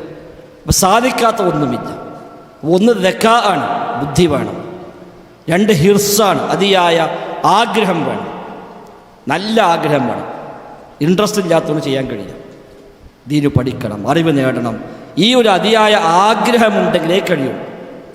ആഗ്രഹമില്ല, ആർക്കോ വേണ്ടി ഇടങ്ങാറായിട്ട് പഠിക്കാൻ പോയതാണെങ്കിൽ പഠിക്കില്ല. ഇപ്പോൾ ജാമ്യയിൽ ചില കുട്ടികളൊക്കെ വരും, ബാപ്പാർ പിടിച്ചുകൊണ്ടുള്ളതാണ്. ബാപ്പ ഇങ്ങനെ വയലൊക്കെ ഇട്ട് ബാപ്പയ്ക്ക് ആവേശമായി ഞാൻ മോനെ ജാമ്യ ചേർക്കും വിചാരിച്ചു. പക്ഷെ മോനെ വഴിക്കേണ്ടാവില്ല. എങ്ങനെയൊക്കെ കൊടുന്ന് ബാപ്പ ഒരുപാട് ഓഫർ കൊടുത്ത് ഇത് തൽക്കാലം 2 കൊല്ലം നിൽക്കുന്നതിൽ പോന്നാലും വേണ്ടില്ല എന്നൊക്കെ പറഞ്ഞാൽ ഓരോരുത്തർ കൊണ്ടുവരും. 2 ദിവസം നിൽക്കുമ്പോഴേക്കും ഓരോ എടുങ്ങാറാകും, ഞങ്ങളും എടുങ്ങാറാകും. ഇപ്പോഴത്തെ പന്തലും വിളിച്ച് നേരെ ഇവിടെ നിൽക്കുമ്പോഴും അവിടെ 1-2 ദിവസം കഴിഞ്ഞാൽ പോയി. ഇപ്പോൾ വാപ്പ പിന്നെയും വിളിക്കാം, ഞാൻ കൊണ്ടുവരാൻ കൊണ്ട് എടുക്കുക ഇനി വേണ്ടാറ്. ഇപ്പോൾ തുടങ്ങിയിട്ടൊരു മാസമായല്ലോ. ഇപ്പം ഇന്നേക്ക് മെസ്സേജ് അയച്ചിട്ട് എന്തേ ചെയ്യാൻ പറ്റുമോ ഞാൻ അവനെ കൊണ്ടുവരാൻ തയ്യാറാണ്. അത് ഓനെ ഹിർസില്ലെങ്കിൽ ഓനെ പഠിപ്പിച്ചിട്ട് കാര്യമില്ല, കഴിയില്ല. നമുക്കതുകൊണ്ട് അതിയായ താല്പര്യം വേണം, ഹിർസ് വേണം. 3-ാമത് വസ്തിബാർ, സ്വബർ വേണം. ഇമാം ഷാഫി പറഞ്ഞ 6 കാര്യങ്ങളിൽ 3-ാമത്തെ കാര്യം സ്വബറാണ്. ക്ഷമയില്ലെങ്കിൽ കഴിയുകയില്ല. ക്ഷമയില്ലാത്തവന് ഈ പണി പറ്റൂല. വബുൽഗത്തുൻ, അതിനു വേണ്ട എല്ലാ വസീലകൾ, അതിനു വേണ്ട അസ്ബാബുകൾ, സാഹചര്യങ്ങൾ ഉണ്ടായി വരണം. ഇപ്പോൾ യാത്ര ചെയ്യേണ്ടി വരും, അതിന് സൗകര്യം വേണം. അതേപോലെ പഠിക്കാൻ ആവശ്യമായ സിസ്റ്റങ്ങൾ വേണം. അതിന് വേണ്ട എന്തെല്ലാം ഉത്തരങ്ങയുടെ കാര്യമുണ്ടോ അതൊക്കെ ഉത്തരങ്ങി വരണം. അപ്പോഴേ പടിയുള്ളൂ. വസുഹിബത്ത് ഉസ്താദിൻ വതൂലു സമാൻ, 5-ാമതായി ഒരു ഉസ്താദിൻ്റെ സഹവാസം വേണം. പറഞ്ഞു കൊടുക്കാൻ, പഠിപ്പിച്ചു കൊടുക്കാൻ ഒരാൾ വേണം. അവനാ സ്വയം വായിച്ചാൽ പറ്റില്ല. പോയാൽ ചോദിച്ചോ അത് പറ്റില്ല. ഏയോട് ചോദിച്ചിട്ടും കാര്യമില്ല. ഏയോട് ചോദിച്ചാൽ കിട്ടുന്ന ഉത്തരം എന്താ പറയാൻ പറ്റില്ല. അപ്പം നാട്ടിലുണ്ടായല്ലോ ഒരാൾ ഏയോട് ചോദിച്ചു, അവൻ്റെ ഒരെല്ലാ ഇടങ്ങാറും പറഞ്ഞിട്ട് ചോദിച്ചു, എത്രയും കഷ്ടപ്പാടിലാണ്, ഭയങ്കര ബുദ്ധിമുട്ടാണ്, ഞങ്ങൾ എല്ലാ ബുദ്ധിമുട്ടും ഞാൻ എന്താ ചെയ്യേണ്ടത്? അപ്പോൾ ഏതിനെ മുഴുവൻ ഇത്രയൊക്കെ ബുദ്ധിമുട്ടുണ്ടെങ്കിൽ പിന്നെ ആത്മഹത്യ ചെയ്യാൻ നല്ലത്. ആത്മഹത്യ ചെയ്തു, പ്രശ്നമായല്ലോ, വാർത്ത ചെയ്തല്ലോ. അതാണ് അവിടെ ചോദിച്ചിട്ട് കാര്യമില്ല. അതൊരു ഒരിക്കലും ഒരു അംഗീകൃതമായ സോഴ്സല്ല. നമുക്ക് ഉപയോഗപ്പെടുത്താമെന്ന് മാത്രം. ഒരു ഉസ്താദ് വേണം. അല്ലെങ്കിൽ ഒരു പക്ഷെ നമ്മൾ വിചാരിച്ചതാവില്ല ആ ഹദീസിൻ്റെ അർത്ഥം, നമ്മൾ വിചാരിച്ചതാവില്ല അവിടെ ഹുക്കുമായിട്ട് ഇസ്ലാമിലുണ്ടാവും. നമ്മൾ വായിച്ചു നോക്കി ഹദീസ് കണ്ടു, ആ ഖലാസ് ബുഖാരിയുണ്ട്, മുസ്ലിമിലുണ്ട്, നമ്പറും കിട്ടി, അത് പ്രകാരം അമൽ ചെയ്തു പോയി. പിന്നെ മനസ്സിലാകാം ഇത് മഹാബദ്ധമാണ്, അങ്ങനെയല്ല അമൽ ചെയ്യേണ്ടത്. അത് പറഞ്ഞു തരാൻ ഉസ്താദ് വേണം. സുഹബത്ത് ഉസ്താദിൻ, ഉസ്താദിൻ്റെ സഹവാസം വേണം. വതൂലു സമാൻ, 6-ാമത് ദീർഘമായ കാലം അതിനു വേണ്ടി ചെലവഴിക്കാൻ തയ്യാറാകണം. ഷോർട്ട് ടൈം കോഴ്സ് ഉണ്ടാകും, ഇൽമുട്ടില്ല. 2 ആഴ്ചത്തെ സർട്ടിഫിക്കറ്റ് കോഴ്സ്, 1 മാസത്തെ സർട്ടിഫിക്കറ്റ് കോഴ്സ്, 6 മാസത്തെ ഡിപ്ലോമ കോഴ്സ് ഒക്കെ ഉണ്ടാവും. അത് സർട്ടിഫിക്കറ്റിന് പറ്റും. 6 മാസം കൊണ്ട് കംപ്ലീറ്റ് എല്ലാം കൂടി തരി കയറ്റി പോണ പരിപാടി ഉണ്ടാവില്ല. തൂലു സമാൻ, ദീർഘമായ കാലം അതിനു വേണ്ടി പണിയെടുക്കാൻ തയ്യാറാണ്. മുൻഗാമികളൊക്കെ എത്ര പ്രായമായിട്ടും ആ പ്രായാധിക്യത്തിൽ പോലും പഠിക്കുക. ഇമാം അഹ്മദ് റഹിമഹുല്ല എപ്പോഴും പോകുമ്പോൾ പേനയും മഷിക്കുപ്പിയും കൂടെ ഉണ്ടാകുന്ന, എഴുതാൻ ആവശ്യമായ സംവിധാനം കൊണ്ട് അങ്ങനെ പോവുക. അദ്ദേഹം പറയുമായിരുന്നു, മഅൽ മഹ്ബറ ഇദൽ മഖ്ബറ, ഈ മഷിക്കുപ്പിയോടൊപ്പം മഖ്ബറ വരെ, മരിച്ച് ഖബർക്കടുത്തുള്ള വരെ ഈ പോക്കിങ്ങനെ പോകണം. ഇലാ മത്താ തത്ലുബുൽ ഇൽം, ഇബ്നു മുബാറക്കിന് ചോദിച്ചു എത്ര കാലങ്ങൾ പഠിക്കുക? ഹത്തൽ മമാത്ത് ഇൻഷാ അല്ലാഹ്, മരിക്കുന്നവരെ പഠിക്കണം. പഠിച്ചു കഴിയില്ല. ഞാൻ നേരത്തെ ഫസ്റ്റ് പറഞ്ഞു, പഠിക്കും തോറും നമ്മുടെ ജഹാലത്താണ് കൂടുതൽ തെളിഞ്ഞു വരിക. അത് പഠിക്കും തോറും അങ്ങനെയാണ്. റബ്ബി സിദ്നി ഇൽമ, റബ്ബേ ഇൽമ വർദ്ധിപ്പിക്കണേ എന്ന് നബിയെ നിങ്ങൾ ദുആ ചെയ്യണം. നബി അതാ ദുആ ചെയ്യുന്നത്, അപ്പോൾ നമ്മളിത് പറയുന്നില്ല. അപ്പോൾ തൂലു സമാന് വേണം. ഏതായാലും ആ 6-ൽ 3-ാമത്തേതായി ഇമാം ഷാഫി അഹ്മദ് എണ്ണിയത് ഈ പറഞ്ഞ സ്വബറാണ്. ക്ഷമ വേണം. ക്ഷമ ഇല്ലാത്തവന് ഇൽമ പഠിക്കാൻ കഴിയില്ല. അപ്പോൾ ത്യാഗം സഹിച്ച് ക്ഷമയോടുകൂടി അവൻ നിൽക്കേണ്ടി വരും, അല്ലാതെ കഴിയില്ല. അതിനാണ് ഖാല യഹ്യ ബിൻ അബി കസീർ ലിവലദിഹി, യഹ്യ ബിൻ അബി കസീർ റഹിമഹുല്ല തൻ്റെ മകൻ നൽകുന്ന ഉപദേശമാണ് ഇവിടെ കൊടുത്തത്. ലാ യുസ്തത്താഉൽ ഇൽമു ബിറാഹത്തിൽ ജിസ്മി, ലാ യുസ്തത്താഉൽ ഇൽമു ബിറാഹത്തിൽ ജിസ്മി, ശരീഅത്ത് നല്ല റാഹത്തായിക്കൊണ്ട് ഇൽമു കിട്ടൂല. അതായത് അധ്വാനിക്കാൻ തയ്യാറല്ല, നമ്മളെ ഒന്നും അഡ്ജസ്റ്റ് ചെയ്യാൻ തയ്യാറല്ല, നമ്മളെല്ലാ കാര്യവും മുടങ്ങാതെ എനിക്ക് ദീന് പഠിയും വേണം, അതുണ്ടാവില്ല. ഭക്ഷണം നീക്കുപോക്കൾ വേണ്ടി വരും, ഉറക്കം നീക്കുപോക്കൾ വേണ്ടി വരും. ഇമാം ബുഖാരി റഹ്മത്തുള്ളാഹി അലൈഹി കിടന്ന് ഉറങ്ങാൻ വേണ്ടി കിടന്ന് വിളക്കൂതി കിടന്ന് കണ്ണിലേക്ക് ഇങ്ങനെ ഉറക്കം വരുമ്പോഴാണ് പെട്ടെന്ന് ഒരു ഹദീസിൻ്റെ പോയിൻ്റ് ഓർമ്മയായത്. എഴുന്നേറ്റു, വിളക്കെത്തിച്ചു, അതോടെ എഴുതിച്ചു, വിട്ടുപോകണ്ടെന്ന് നടക്കും. പിന്നെ വിളക്കൂതി അദ്ദേഹം കിടന്നു. കുറച്ച് കഴിയുമ്പോഴേക്ക് വീണ്ടും പെട്ടെന്ന് എണീറ്റു. അപ്പോൾ അടുത്തൊരു പോയിൻ്റ് പെട്ടെന്ന് ഓർമ്മയതാണ്, എണീറ്റു, എഴുതിച്ചു. ആ രാത്രി 20 പ്രാവശ്യം ഇമാം ബുഖാരി എണീറ്റതാണ്. ഒറ്റ രാത്രി 20 പ്രാവശ്യം ഇമാം ബുഖാരി എഴുന്നേറ്റു. ഇരുവട്ടോ വിളക്ക് കത്തിക്കുന്നു, നോട്ട് ചെയ്ത് പോകും. കാരണം ഓർക്ക് ഉറക്കമല്ല പ്രധാനം. നമ്മളോട് ആരോ പറഞ്ഞ് പറ്റിച്ചു 6 മണിക്കൂർ ഉറങ്ങാൻ പ്രശ്നമാണ്, പോയി പണിയൊക്കെ അന്നില്ല. അതൊക്കെ ദുഞ്ഞാവിലെ ആൾക്കാരുണ്ടാക്കിയതാണ്. ക്ഷീണമുണ്ടോ അപ്പോൾ ഉറങ്ങാം, അല്ല 6 മണിക്കൂർ ഉറങ്ങിക്കൊള്ളണം, ബ്രേക്ക്ഫാസ്റ്റ് മോശമാകാൻ പറ്റൂല, അതൊക്കെ ഇഷ്ടംപോലെ ഉണ്ടായിട്ട് തോന്നുന്നുണ്ട്, അല്ലെങ്കിൽ അതൊന്നും ഉണ്ടാവില്ല. അങ്ങനെയൊക്കെ ഇവിടെ നോക്കിയിട്ട് എനിക്ക് പഠിക്കുമ്പോഴെന്നുണ്ടെങ്കിൽ അത് കഴിയില്ല. ഉറക്കത്തിൻ്റെ കാര്യത്തിലും ഭക്ഷണ കാര്യത്തിലും എല്ലാത്തിലും നീക്കുപോക്കുകൾ ചെയ്തെങ്കിൽ മാത്രം, അതാണ് റാഹത്തുൽ ജിസ്മോട് കൂടി ഇൽമു കിട്ടൂല. ശരീരത്തിന് ക്ഷീണം പറ്റാൻ പാടില്ല, ശരീരത്തിന് പ്രയാസം വരാൻ പാടില്ല. അതൊക്കെ ഇവിടെ നോക്കിയിട്ട് ഓരെങ്ങനെ പഠിക്കാൻ കഴിയും? ഇല്ല. അതുകൊണ്ട് സ്വബർ അതിൽ പ്രധാനമാണ്. ഇല്ലെങ്കിൽ അറിവ് നേടാൻ കഴിയില്ല. ക്ഷമ, ത്യാഗം അതിൽ ആവശ്യമുണ്ട്. മൂന്നാമത് നസീഹത്തായി ശൈഖ് റഹിമഹുല്ലാഹ് നൽകുന്നത് അത്തഖ്വ, തഖ്വല്ലാഹ്, തഖ്വയാണ്. പടച്ച റബ്ബിനെ ഭയപ്പെടുക. തഖ്വ ഇല്ലാത്ത ഇൽമു കിട്ടൂല. തഖ്വല്ലേ ഇൽമുണ്ടാവില്ല. അത് റബ്ബിൻ്റെ ഒരു സുന്നത്താണ്, ഒരു നടപടിക്രമമാണ്. അത് തെളിവായി അദ്ദേഹം കൊടുത്തത് വിശുദ്ധ ഖുർആൻ സൂറത്തുൽ ബഖറയിലെ ഒരു ആയത്താണ്. വത്തഖുല്ലാഹ വയുഅല്ലിമുക്കുമുല്ലാഹ്. വത്തഖുല്ലാഹ്, നിങ്ങൾ അല്ലാഹുവിനെ സൂക്ഷിക്കുവീൻ. വയുഅല്ലിമുക്കുമുല്ലാഹ്, റബ്ബ് നിങ്ങൾക്ക് ഇൽമു നൽകും. അവൻ്റെ മറുവശം എന്താണ്? തഖ്വല്ലേ ഇൽമു കിട്ടൂല. അവൻ പഠിക്കുന്നുണ്ട്, ജീവിതത്തിൽ പാലിക്കാൻ തയ്യാറല്ല, സൂക്ഷ്മതയില്ല, എല്ലാ തോന്നിയാസവും എല്ലാ വേണ്ടത്തോടെടുത്തുണ്ട്, ഓനെ ഇൽമു കിട്ടൂല. ഒരു സർട്ടിഫിക്കറ്റ് കിട്ടും, പാസ്സാവും, കോളേജിൽ പാസ്സാവും, പരീക്ഷയ്ക്ക് മാർക്കുണ്ടാവും, പക്ഷേ ഇൽമുനുണ്ടാവില്ല. ഇൽമു ലഭിക്കണമോ അതിൻ്റെ അടിസ്ഥാന യോഗ്യതയാണ് തഖ്വയുള്ളവനായി മാറുക എന്നുള്ളത്. പടച്ച റബ്ബിനെ കൽപ്പിക്കുന്ന നിർദ്ദേശങ്ങളെ പാലിക്കുക, അതാണ് തഖ്വ. ഇംതിസാലു അവാമിരില്ലാഹി വജ്തിനാബു നവാഹിഹി, അതാണ് തഖ്വ എന്നത്. റബ്ബിൻ്റെ കൽപ്പനകളെ ശിരസാവഹിക്കുക, അവന് വിരോധിച്ച കാര്യങ്ങളെ ഒഴിവാക്കുക, അതിനാണ് തഖ്വ എന്ന് പറയുന്നത്. അതുണ്ടെങ്കിലേ ഇൽമു കിട്ടുള്ളൂ. അതുകൊണ്ട് തുല്ലാബുൽ ഇൽമ്, അറിവ് തേടുന്ന ആളുകൾ, മതവിദ്യാർത്ഥികൾ പ്രത്യേകിച്ചും അവർ തഖ്വ നിലനിർത്താൻ അവർ പ്രത്യേകം ശ്രദ്ധിക്കേണ്ടവരാണ്. സാധാരണക്കാർക്ക് അബദ്ധം പറ്റുന്ന പോലെയല്ല മതവിദ്യാർത്ഥികളിൽ എന്തെങ്കിലുമൊക്കെ പോരായ്മകൾ ഉണ്ടാകുന്നത്. ഇൽമ് കിട്ടാനുള്ള തൗഫീഖ് അവിടെ ഇല്ലാതായിപ്പോകും. തഖ്വ കുറഞ്ഞാൽ ഓനെ ഇൽമെന്ന് നഷ്ടപ്പെട്ടു പോകും. ഇമാം ഷാഫി റഹിമഹുല്ലാഹ് ഇമാം മാലിക്കിനെ കാണാൻ വന്നു മദീനത്തേക്ക്. അന്ന് ഇമാം ഷാഫിക്ക് 13 വയസ്സ് പ്രായമാണ്. ചെറുപ്പത്തിലുള്ള ആഗ്രഹമാണ് ഇമാം മാലിക്കിനെ കാണണം.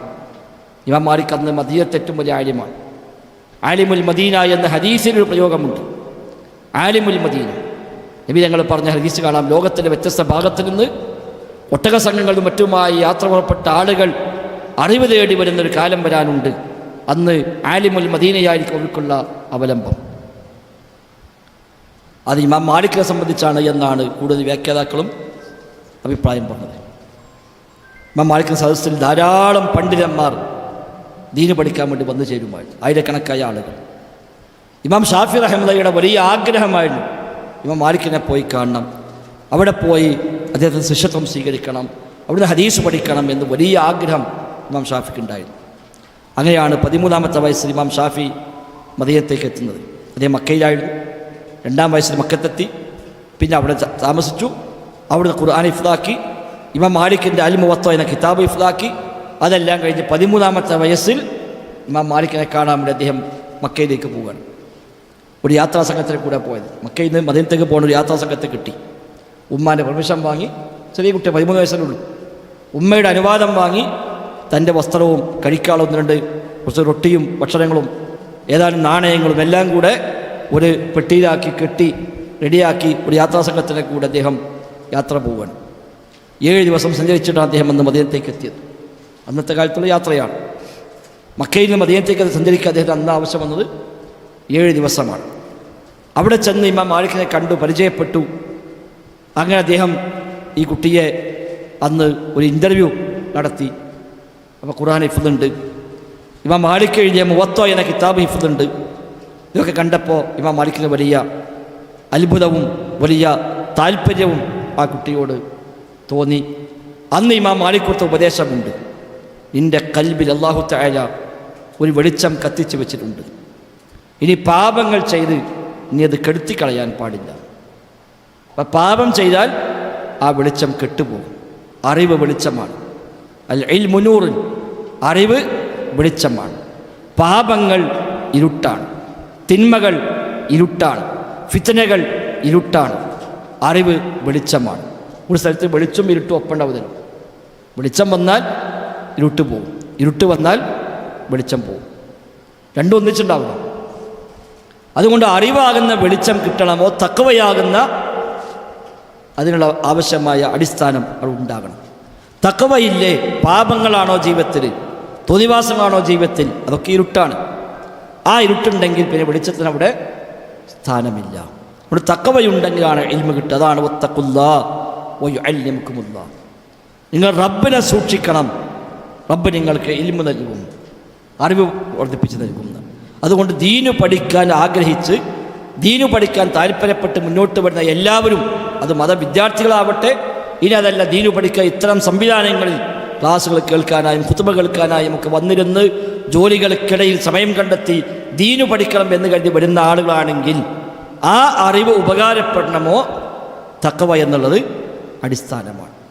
ഇവിടെ ക്ലാസ് കേൾക്കുക, രാത്രി പോയിട്ട് എല്ലാ ദിവസവും കാണുകയാണെങ്കിൽ കാര്യമൊന്നും ഉണ്ടാവില്ല. സയൻസ് സെൻ്ററിൽ വരും, ക്ലാസ്സിലൊക്കെ പങ്കെടുക്കും. രാത്രി ചെന്നിരുന്നാൽ പിന്നെ യൂട്യൂബ് ഓണാക്കിയിട്ട് എല്ലാ അശ്ലീല സൈറ്റിൽ പോകുന്നതെങ്കിൽ അതുകൊണ്ട് ഈ ഇൽമിന് ഉപകാരപ്പെടുകയില്ല. അപ്പോൾ അറിവ് നേടണമെങ്കിൽ തഖ്വ എന്നുള്ളത് അതിപ്രധാനം. അപ്പോൾ മൂന്നാമത്തെ നസീഹത്ത് തഖ്വയാണ്. ഒന്നാമത്തെ നസീഹത്ത്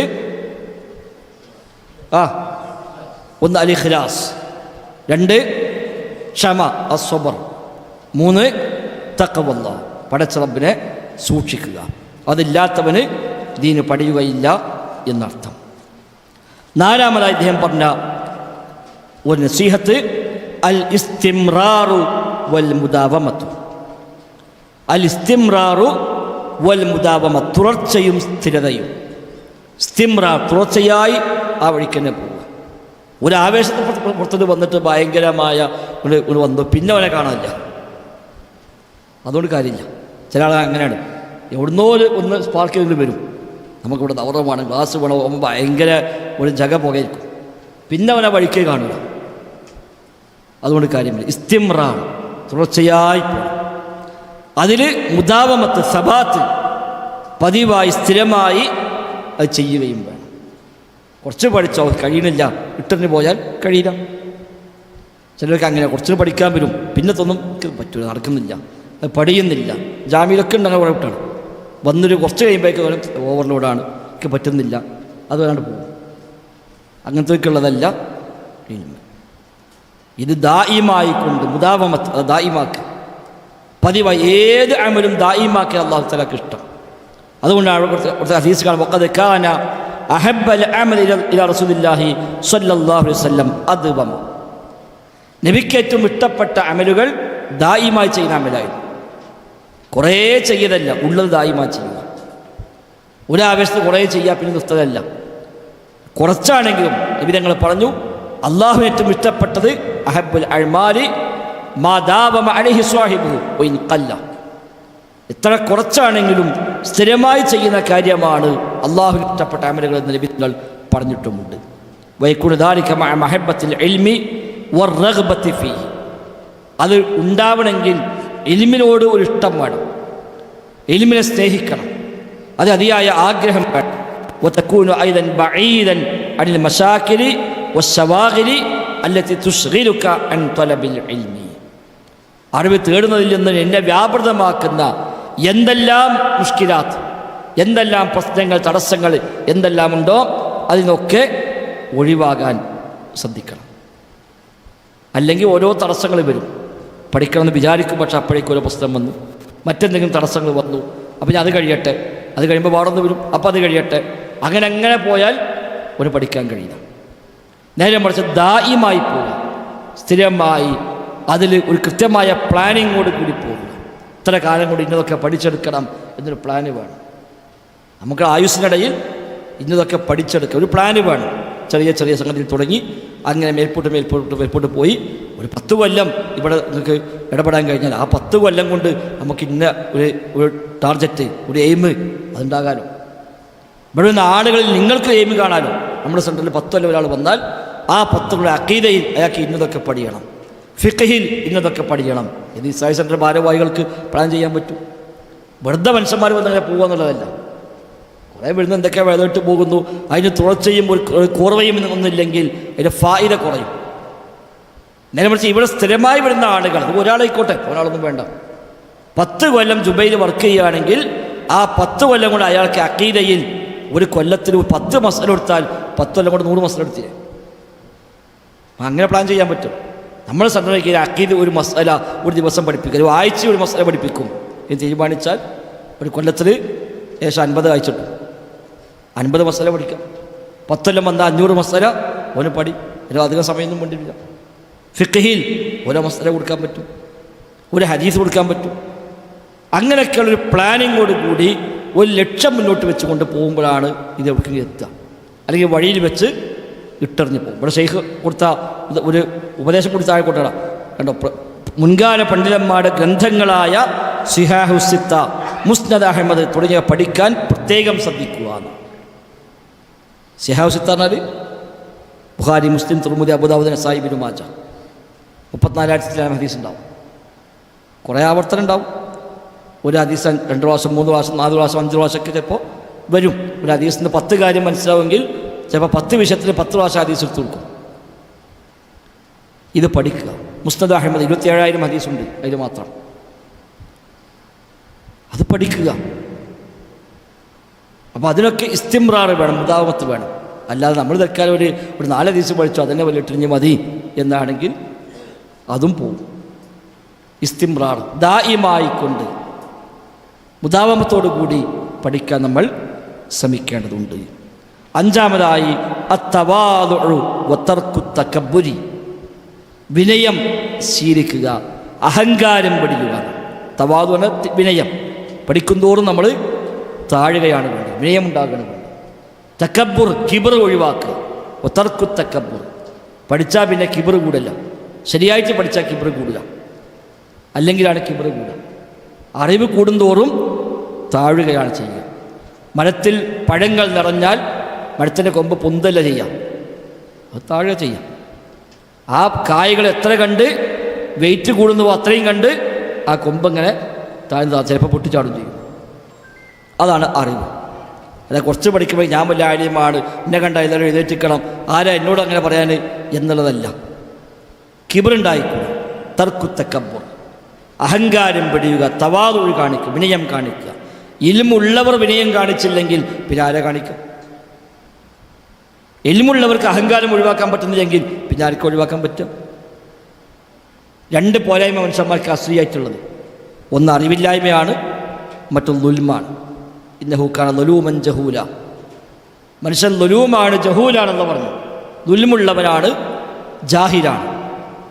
അപ്പോൾ ജഹാലത്ത് ഒഴിവാകാൻ ഇൽമു വേണം, ദുൽമ ഒഴിവാകാൻ തസ്കിയത്ത് വേണം. അതാ നബിതങ്ങൾ വന്ന് ചെയ്ത പണിതാണ്. ഇത്ലു അലൈഹിം ആയാത്തിഹി വയുസക്കീഹിം വയുഅല്ലിമുഹും. യുസക്കീഹിം തസ്കിയത്ത് കൊടുക്കുന്നു, വയുഅല്ലിമുഹും തഅലീം നടത്തുന്നു. തസ്കിയത്ത് കിട്ടില്ല, ഇൽമു മാത്രം കിട്ടി, ഓനെ ജാഹിലല്ലാതായി മാറും, ഷക്കിബറുണ്ടാവും. തസ്കിയത്ത് മാത്രം കിട്ടി, ഇൽമു കിട്ടിയിട്ടില്ല, ഓനെക്കൊണ്ട് ദുൽമൊന്നും ഉണ്ടാവില്ല. ഓന് ജാഹിലായിട്ട് തന്നെ പോകും, പക്ഷെ വേറെ ദുൽമൊന്നും ചെയ്യൂല. അവിടെ നാട്ടിൽ വന്ന് എല്ലാ ദുൽമും നടത്തിയത് ലേശം ഞാൻ പഠിച്ച മനുഷ്യന്മാരായിരിക്കും. സാധാരണക്കാർ നിരപരാധികളാണ്. എല്ലാ പിത്തനും വസാദും എല്ലാ വിവാദങ്ങളും ബഹളമൊക്കെ ഉണ്ടാക്കുന്നവരാണ്.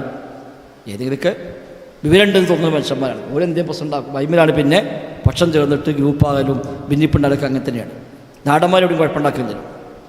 ഇത് രണ്ടും ഒന്നിച്ച് വേണം. തസ്കിയത്തും വേണം, ഇൽമും വേണം. അദബ് പഠിപ്പിക്കണം. കിതാബ് മാത്രം പഠിപ്പിച്ച് വിടുക, അതിൽ കൂടെ അദബ് പഠിപ്പിക്കണം. മതവിദ്യാർത്ഥികൾ അദബ് പഠിക്കണം, അപ്പോഴാ ഇൽമിന് കാര്യമുള്ളൂ. അല്ലെങ്കിൽ ഒരു ഇൽമുണ്ട് പോലെ വലിയ കിബറായിട്ട് മാറും. മറ്റൊരെക്കാളും മേലെ, എല്ലാവരെക്കാളും മേലെ പോയിട്ട് പോലെ പിന്നെ ആർക്കും ഒതുങ്ങാത്തൊരു സാഹചര്യം ഉണ്ടാകും. അതേസമയം ലോകത്ത് ശരിയായ ഇൽമു സ്വീകരിച്ച ഉലമാക്കളൊക്കെ വലിയ വിനയാന്വിതരായിരുന്നു. കാരണം അവരാണ് അമൽ ചെയ്യാൻ ഏറ്റവും ബാധ്യസ്ഥരായവർ. തിൽക ദാറുൽ ആഖിറ നജ്അലുഹാ ലില്ലദീന ലാ യുരീദുന ഉലുവൻ ഫിൽ അർളി വലാ ഫസാദ. ഭൂമിയിൽ ഔന്നിത്യം ആഗ്രഹിക്കാത്ത, ഫസാദ് ആഗ്രഹിക്കാത്ത ആളുകൾക്കാണ് സ്വർഗം. ഖുർആൻ ദിവസമൊക്കെ പഠിച്ചിട്ട് പിന്നെയും പോലെ ഉലുവും ഫസാദുമാണെങ്കിൽ ഓനെന്ത് ആര്യമാണ്. അവിടെ തവാദുൽ വിനയം ഉണ്ടാകും. പഠിക്കുന്തോറും നമ്മുടെ വിനയം കൂടി വരണം. കിബർ ഇല്ലാതായി മാറണം. കിബറും ഉണ്ട് ഇൽമും ഉണ്ട് എന്ന അവസ്ഥ ഒരിക്കലും ഉണ്ടാകാവതല്ല. അപ്പോൾ അവിടെ പ്രത്യേകമായി ശ്രദ്ധിക്കണം. അൻ മുജാഹിദുൻ റഹിമഹുല്ലാ ഖാൽ ലാ യുനാദുൽ ഇൽമു മുസ്തഹിൻ വലാ മുതകബ്ബിർ. ഇമാം മുജാഹിദ് റഹിമഹുല്ലാ താബിഈയായ പ്രമുഖനായ പണ്ഡിതനാണ്. ഇബ്നു അബ്ബാസ് റളിയല്ലാഹു അൻഹുവിൻ്റെ ശിഷ്യനാണ്. ഇബ്നു അബ്ബാസ് പ്രത്യേകമായി ട്രെയിനിങ് കൊടുത്ത് വിനയം പഠിപ്പിച്ചെടുത്ത ആളാണ് ഇമാം മുജാഹിദ്. ഇബ്നു അബ്ബാസിൻ്റെ കൂടെ നടന്ന് വിശുദ്ധ ഖുർആൻ ഫാത്തിഹ മുതൽ നാസ് വരെ 3 പ്രാവശ്യം അതിനർത്ഥം കംപ്ലീറ്റ് ചോദിച്ച് പഠിച്ച ആളാണ് ഇമാം മുജാഹിദ് റഹിമഹുല്ലാ. ഇബ്നു അബ്ബാസിൻ്റെ തർബിയത്ത് വേണ്ടുവോളം കിട്ടിയ ആളാണ് ഇമാം മുജാഹിദ്.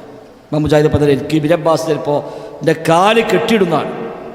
അത്ര വരെ ആ ഒരു പരിശീലനം എന്തിനും തയ്യാറാകാനുള്ള ആ ഒരു പാഠം ഇബ്നു അബ്ബാസ് ഇമാം മുജാഹിദിന് പകർന്നു കൊടുത്തിട്ടുണ്ട്.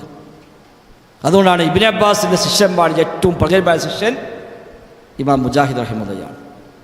തഫ്സീറിൽ ഇമാം മുജാഹിദ് പറഞ്ഞു പറഞ്ഞാൽ പിന്നെ ഞാൻ വർത്തനല്ല. ഇമാം മുജാഹിദ് കിട്ടിയത് ഇബ്നു അബ്ബാസ് എന്നാണ്. ഇബ്നു അബ്ബാസ് ഏറ്റവും വലിയ മുഫസ്സിർ, ഈ ഉമ്മത്തിലെ ഏറ്റവും വലിയ ആലിം, ബഹറുൽ ഉമ്മ, ഹിബ്റുൽ ഉമ്മ, ഈ ഉമ്മത്തിലെ ഏറ്റവും വലിയ വിജ്ഞാന സാഗരം ഇമാം ഇബ്നു അബ്ബാസാണ്. നബി ഞങ്ങൾ ദുആ ചെയ്തു, അല്ലാഹുവേ ഈ കുട്ടിക്ക് നീ വിശുദ്ധ ഖുർആനിൽ അഗാധ ജ്ഞാനം നൽകണേ, ദീനിനെ പഠിപ്പിച്ചു കൊടുക്കണേ, ഖുർആനിൽ വ്യാഖ്യാനം പഠിപ്പിച്ചു കൊടുക്കണേ എന്ന് നബി ഞങ്ങൾ ദുആ ചെയ്താണ് ഇബ്നു അബ്ബാസിന് വേണ്ടി.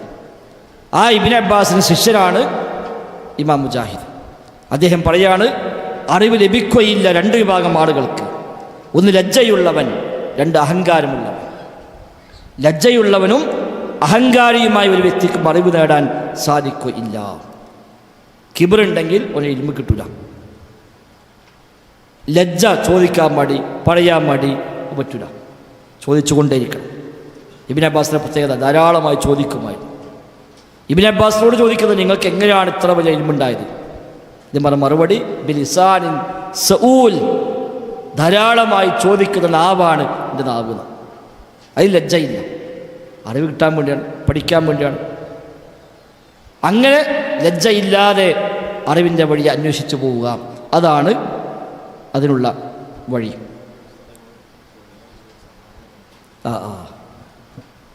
എപ്പോഴാണ് സംസ്കാരം?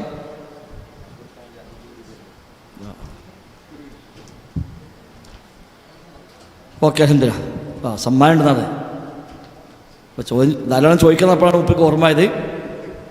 ഞാൻ ചോദ്യം ചോദിക്കണപ്പോൾ പറഞ്ഞു ഇങ്ങോട്ട് ചോദ്യം ചോദിക്കണം. ഓക്കെ, അൽഹംദുലില്ലാ. ചോദ്യം വരും. 6ാമത്തെ പോയിന്റ്, ശുക്റുൽ ഉലമാഇ വദ്ദുആഉ ലഹും. ഉസ്താദുമാരോട് നന്ദി കാണിക്കുക. ഉസ്താദുമാർ നമ്മൾ നേരെ പഠിപ്പിച്ച ഉസ്താദുമാർ മാത്രമല്ല, ഒരു ഉസ്താദുമാർ തന്നെയാണ്. ഈ അറിവ് നമ്മിലേക്ക് എത്താൻ കാരണക്കാരായ ഒരുപാട് ഉസ്താദുമാർ നബിതങ്ങളുടെ കാലം മുതൽ ഇങ്ങനെ കടന്നു വിടുന്നുണ്ട്. നമ്മൾ ഒരു ഹദീസ് പറയുമ്പോൾ ഇമാം ബുഖാരി ധരിച്ചു, ഇമാം ബുഖാരി നമ്മൾ ഉസ്താദാണ്. ആ അർത്ഥത്തിൽ ഇമാം ബുഖാരി അന്നാ പണിയെടുത്തതുകൊണ്ടാണ് നമുക്ക് ഹദീസ് ഇവിടെ ലഭ്യമായത്. ഇപ്പം പറഞ്ഞല്ലോ, ഇമാം മുജാഹിദ് ഇബ്നു അബ്ബാസിൻ്റെ കൂടെ പിന്നാലെ നടന്ന് ഫാത്തിഹ മുതൽ നാസ് വരെ 3 പ്രാവശ്യം കംപ്ലീറ്റ് വിശദീകരണം ചോദിച്ചു പഠിച്ച ആളാണ്. അപ്പം നമുക്കിന്ന് തഫ്സീർ കിട്ടില്ല എങ്ങനെയാണ്? ആ ചോദ്യം ഇമാം മുജാഹിദ് ചോദിച്ചുകൊണ്ടാണ്. അവരോടെല്ലാം ഒരു ശുക്ർ, അവർക്ക് വേണ്ടിയെല്ലാം ഉള്ള ദുആ, അതാ അവർക്ക് ശുക്ർ ഉലമാ, ഉലമായോട് നന്ദി കാണിക്കുക. വദ്ദുആഉ ലഹും, അവർക്ക് വേണ്ടി പ്രാർത്ഥിക്കുക. ആ നമ്മൾ ഓരോ പേരൊക്കെ പറയുമ്പോൾ റഹിമഹുല്ലാ, അള്ളാഹു അവർക്ക് റഹ്മത്ത് ചെയ്യട്ടെ. അതെന്തിനാ? അത് നമ്മുടെ ബാധ്യതയാണത്. അവർ ത്യാഗം സഹിച്ചത് കൊണ്ടാണ് നമുക്കിന്ന് ആയത്ത് ഹദീസൊക്കെ പഠിക്കാൻ അവസരമുണ്ടായത്. ഇപ്പം മുഖ്ബിൽ വാദി റഹ്മത്തുള്ളാഹി ഈ ഇത് എഴുതിയതുകൊണ്ടല്ല നമുക്ക് കിട്ടിയത്, അലിപത് കിട്ടും. അപ്പോൾ അവർക്ക് വേണ്ടി ഒരു പ്രാർത്ഥന, മഗ്ഫിറത്തിന് വേണ്ടി, റഹ്മത്തിന് വേണ്ടി ഒക്കെയുള്ള പ്രാർത്ഥന അതിൻ്റെ ഭാഗമാണ്. അല്ല എനിക്കാരോട് ബാധ്യതയില്ല, എനിക്കങ്ങനെ ഉത്തരവാദിത്വമൊന്നുമില്ല എന്നല്ല. അത് നേരത്തെ പറഞ്ഞ അദബിൻ്റെ ഭാഗമാണ്. ഉസ്താദന്മാരോട്, പണ്ഡിതന്മാരോട് ഉള്ള ഒരു ശുക്ർ, ഒരു നന്ദി. കാരണം അവരുടെ ത്യാഗ പരിശ്രമമാണ് നമ്മളൊക്കെ ഈ വഴിക്ക് വരാൻ പിന്നീട് നിമിത്തമായി മാറിയത്. സ്വഹാബിമാർ, താബിഴുകൾ, തബഴ് താബികൾ ശേഷക്കാർ, അയിമത്തുൽ അർബഅ, മുഹദ്ദിസുകൾ, ഫുഖഹാക്കൾ തുടങ്ങി ധാരാളം ഉലമാഇൻ്റെ വഴിയിലൂടെ കൈകളിലൂടെ കൈമാറിയിട്ടാണ് ഈ അറിവ് നമ്മിലേക്കിപ്പോൾ എത്തിയിരിക്കുന്നത്. അപ്പോൾ അവർക്ക് വേണ്ടിയെല്ലാം പ്രാർത്ഥിക്കാൻ ഇൽമ് തേടുന്ന ഒരു വിദ്യാർത്ഥിക്ക് പറ്റണം. കാരണം അവരോടൊക്കെ കടപ്പെട്ടുകൊണ്ടേ ഇബ്നു ആലിമാൻ കഴിയുള്ളൂ. അബൂ ഹനീഫ ഇമാമാണ് ഫിഖ്ഹിൽ ഒരു വഴിവെട്ടി തെളിച്ച ആൾ. ഇമാം ഷാഫി പറയുന്നുണ്ട്, ലോകത്ത് ആരിനി ഫിഖ് പഠിക്കാൻ വന്നാലും ഫകുല്ലുഹും ഇയാദുൻ അലാ അബി ഹനീഫ. അബൂ ഹനീഫയോട് കടപ്പെട്ടവരാണ്. അബൂ ഹനീഫ ഇമാമോട് കടപ്പാടില്ലാത്തവരാക്കി ഫിഖ് പഠിക്കാൻ ഇനി ഖിയാമത്ത് വരെ കഴിയില്ലാന്ന്. ആ വഴി വെട്ടിത്തെളിച്ച് അവിടെ റൂട്ടുണ്ടാക്കി കൊടുത്ത ആൾ അബൂ ഹനീഫയാണ്. ഉസൂൽ ഫിഖ്, ഉസൂൽ ഹദീസ് ഒരു വഴി വെട്ടിത്തെളിച്ച ആൾ ഇമാം ഷാഫിയാണ്. അവരോട് കടപ്പെടാതെ പോകാൻ കഴിയില്ല. അഖീദയിൽ ഒരു ഘട്ടത്തിൽ വലിയ വിവാദമുണ്ടായപ്പോൾ അഹ്ലുസുന്ന അഖീദക്ക് ഒരു കൃത്യമായ ഒരു റൂട്ടുണ്ടാക്കി ആൾക്ക് തെറ്റിപ്പോകാതിരിക്കാനുള്ള ഒരു വഴി കാണിച്ചു കൊടുത്ത ആൾ ഇമാം അഹ്മദാണ്. ഹദീസിൽ ഏറ്റവും വലിയ ഒന്നാമത്തെ സേവനം ചെയ്ത ആൾ ഇമാം മാലിക്കാണ്. അതുപോലെ ഹദീസ് ക്രോഡീകരണത്തിലേക്ക് പിന്നെ ഇറങ്ങിയ ഇമാം ബുഖാരി അടക്കം ഇമാം മാലിക്കിലൂടെ കടപ്പെട്ടവരാണ്. അല്ലാതെ ഉണ്ടാവില്ല. ഇമാം മാലിക് റഹിമഹുല്ലാ ആകെ 2000 താഴെ ഹദീസാണ് മുവത്തൽ ക്രോഡീകരിച്ചത്. പക്ഷേ ലക്ഷക്കണക്കിന് ഹദീസ് അദ്ദേഹം പഠിച്ചു. അതിൽ നിന്ന് ഫിൽട്ടർ ചെയ്ത് കൊണ്ടുവന്നിട്ട് അവസാനം 10,000 എടുത്തു. ആ 10,000 നിന്ന് പിന്നെയും ഫിൽട്ടർ ചെയ്തിട്ടാണ് 1800 ചില ഹദീസ് അദ്ദേഹം കൊണ്ടുവന്നത്. ഇമാം മാലിക്കാണ് അവിടെ അങ്ങനത്തെ ഒരു വഴി, ഹദീസെല്ലാം ഒരു കിതാബിൽ കുടിക്കുക എന്നൊരു സിസ്റ്റം പരിചയപ്പെടുത്തി ഇമാം മാലിക്കാണ്. പിന്നെ ആ വഴിക്ക് ഇമാം ഷാഫി വന്നു, അതേപോലെ ഇമാം അഹ്മദ് വന്നു, ഇമാം ബുഖാരി വന്നു, ഇമാം മുസ്ലിം വന്നു. അതൊക്കെ കണക്ഷൻ അങ്ങോട്ടാണ്. പണ്ഡിതന്മാരോടൊരു ശുക്ർ, അവർക്ക് വേണ്ടിയുള്ള പ്രാർത്ഥന, അത് ഈ അദബിൻ്റെ ഭാഗമാണ്. ഒരു പേര് പറയുമ്പോൾ ആ ഒരു അദബ്, റഹിമഹുല്ലാ എന്ന് പറയുക, ഇമാം എന്ന് ചേർത്തി പറയുക. ഒരു അദബില്ലാതെ ഷാഫി പറയാൻ പറ്റും. ഇമാം ഷാഫി റഹിമഹുല്ലാ, അതൊരു അദബിൻ്റെ ഭാഗമാണ്. ഇമാം ബുഖാരി റഹിമഹുല്ലാ, ഇമാം ചേർത്തി പറയുക, റഹിമഹുല്ലാ എന്ന് പ്രാർത്ഥിക്കുക, ആ അദബിൻ്റെ ഭാഗമാണ്. അവർക്ക് വേണ്ടിയുള്ള പ്രാർത്ഥന നമുക്ക് തിരിച്ചു കൊടുക്കാൻ പറ്റിയത് അതല്ലേ ഉള്ളൂ. അപ്പോൾ അത് ഈ ഇൽമ് പഠിയാനുള്ള, ഇൽമ് നേടാനുള്ള അടിസ്ഥാനങ്ങളിൽപ്പെട്ട ഒരു അടിസ്ഥാനമാണ്. 6 കാര്യങ്ങൾ പറഞ്ഞു. ഇത് ശൈഖിന് മുമ്പ് പറഞ്ഞ കാര്യത്തിൽ ചില കാര്യങ്ങൾ ചോദിക്കാറുണ്ട്. ഞാനിതിനെ പറഞ്ഞു പോയത് ഇതിനുള്ള ചോദിക്കില്ല, അത് നോക്കിയിട്ട് കാര്യമില്ല. അത് പറയാൻ ആവശ്യമില്ലല്ലോ, അതിപ്പോൾ ആർക്കും പറയാം. ഈ സംസാര മധ്യേ പരാമർശിച്ച് പോയ കാര്യങ്ങൾ, അതിൽ നിന്നാണ് ചോദ്യം ചോദിക്കുക. അതിനാൾ കയ്യും നിൽക്കുക. സമ്മാനം ഉണ്ട്, വേണം സമ്മാനം കുറച്ചുകൂടെ തോന്നുന്നില്ല. അഞ്ഞുണ്ട് ഇഷ്ടം പോലെ ഉണ്ടാക്കുക ഇതിരം. അപ്പോൾ ഉറങ്ങിയ മനുഷ്യന്മാർക്ക് കൊടുത്താൽ ഓർക്ക് സമ്മാനം കിട്ടില്ല. പിന്നെ ഓക്കെ, അടുത്ത വർഷം എനിക്ക് സമ്മാനം വേറെ ഉണ്ട് പറഞ്ഞു നോക്കുക. നമ്മൾ ചോദ്യം ചോദിച്ചു നോക്കുക, സമ്മാനം കിട്ടുന്നുണ്ടോ, അതിൽ കമ്പനിക്ക് അടിക്കണം നോക്കുക. അൽഹംദുലില്ലാഹ്.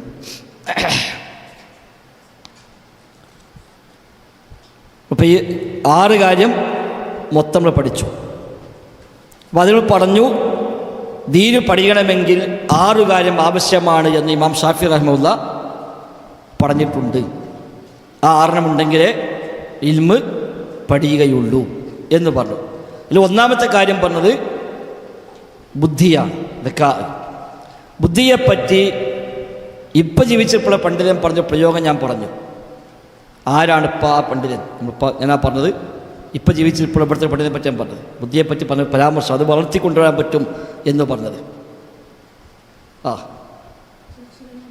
അൽഹംദുലില്ലാഹ്, മാഷാ അല്ലാഹ്. ഷെയ്ഖ് സുലൈമാൻ അർ-റുഹൈലി ഹഫിദഹുല്ലാഹ്, ഖുബാ മസ്ജിദിലെ ഇമാം, അദ്ദേഹത്തിൻ്റെ മുഹാദറിൽ പറഞ്ഞ പ്രയോഗമാണ് അദ്ദകാഉ കത്തിഫ്ലി യുനമ്മാ വയുറബ്ബ.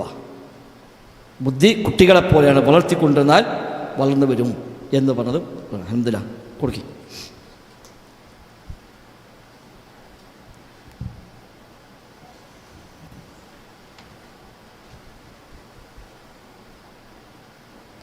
മറ്റൊന്ന്,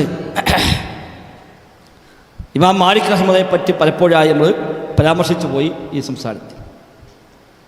ഇമാം മാലിക് റഹിമഹുല്ലാ അറിവ് തേടുന്ന വഴിയിൽ പണം കണ്ടെത്തിയതിൽ ഏറ്റവും ഒരു അത്ഭുതകരമായ കാര്യം പറഞ്ഞു. ആർക്കാ പറയാൻ പറ്റുക? അവിടെ ആദ്യം കൈ വെച്ച് കുപ്പരാണ്, കണ്ണടച്ചാണ്. യെസ്, വീടിനെ മേൽക്കൂര തകർന്ന് വീണപ്പോൾ അതുപോലും പെറുക്കി വിറ്റു എന്നാണ് ഇമാം മാലിക്കിനെ കുറിച്ച് പറഞ്ഞത്. മാഷാ അല്ലാഹ്, അൽഹംദുലില്ലാഹ്. കൊടുക്കി സമ്മാനം കൊടുക്കി.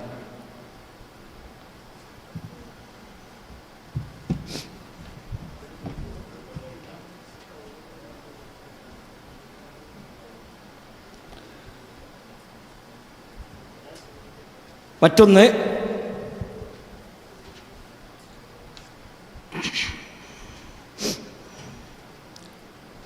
മനുഷ്യന് അടിസ്ഥാനമായി 2 പോരായ്മ ഉണ്ടെന്ന് പറഞ്ഞു. ആ 2 പോരായ്മകൾ പരിഹരിക്കുമ്പോഴാണ് ശരിയായ ഇൽമായി മാറുക. 2 പോരായ്മകൾ മനുഷ്യനുണ്ട്. ഏതാണ് 2 പോരായ്മകൾ? അത് പറഞ്ഞാൽ പോരായ്മയാണ്.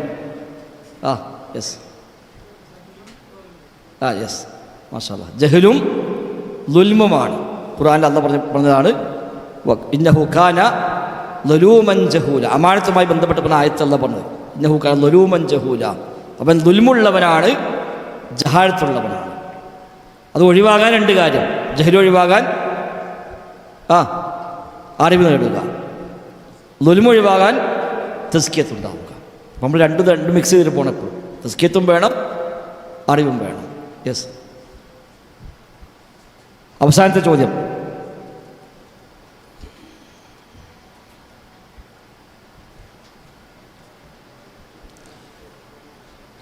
ഇഖ്ലാസ് പറഞ്ഞപ്പോൾ ജീവിതത്തിൽ ആദ്യമായി എഴുതിയ കിതാബ് കത്തിച്ചു കളഞ്ഞൊരു പണ്ഡിതനെ പറ്റി പരാമർശിച്ചു. ഇമാം ഷാത്തബി ആയിട്ടില്ല.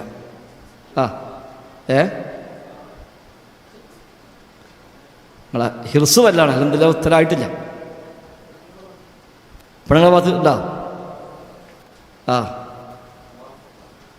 അല്ല.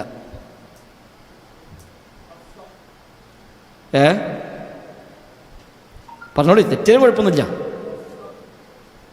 കേട്ടില്ല. അല്ലല്ല, ഹഫ്സല്ല. ഷങ്കീത്തി, മുഹമ്മദ് അമീൻ അഷങ്കീത്തി റഹിമഹുല്ലാഹ്. അവിടെ ഉണ്ടാ? ഓലിപ്പോൾ എങ്ങനെയൊക്കെ പറയാൻ കണ്ട്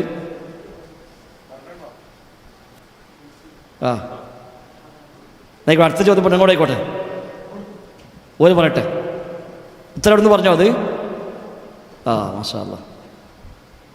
അപ്പോൾ സിയാദക്കാരൻ സമ്മാനം അങ്ങോട്ട് പോയി. മുഹമ്മദ് അമീൻ അഷങ്കീത്തി റഹിമഹുല്ലാഹ്. അടുത്ത ചോദ്യം സ്ത്രീകൾ മാത്രം, ഒരു നിരങ്ങി മാത്രം ആണെങ്കിൽ പറയാം. അമീൻ ഷങ്കീത്തിയുടെ 2 കിതാബുകളുടെ പേര് ഞാൻ പറഞ്ഞു. അതുപോലെ പറയട്ടെ പെണ്ണുങ്ങളെ ഭാഗത്തുനിന്ന്.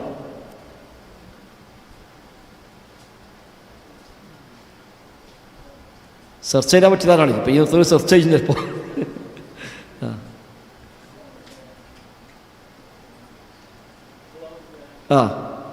പിന്നെ ഒന്നും കൂടെ.